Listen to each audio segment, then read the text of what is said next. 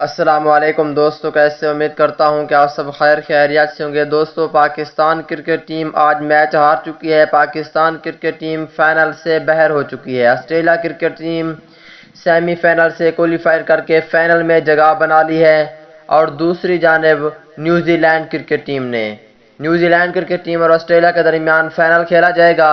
Pakistan cricket team باہر ہونے کے بعد پاکستان ٹیم کی جانب سے پاکستان کرکٹ ٹیم کے سابق کپتان شاہد آفریدی نے بہت بڑا بیان جاری کر دیا۔ پاکستان ٹیم کے حوالے سے پاکستان کرکٹ ٹیم کی بے عزتی کر ڈالی ہے۔ کون سی باتیں کی ہیں اور کس کھلاڑی نے آج کا میچ ہروایا ہے، وہی تفصیل اس ویڈیو کے اندر آپ دوستوں کو بتانے والا ہوں۔ دوستو، اس سے پہلے اس ویڈیو کو لائک کریں، چینل کو سبسکرائب کریں، بیل آئیکن دبا کر آل پر لازمی کلک کر دینا ہے۔ تو دوستو، بڑھتا ہوں ویڈیو کی جانب اور آپ دوستوں کو بتاتا ہوں اس حوالے سے مکمل تفصیل۔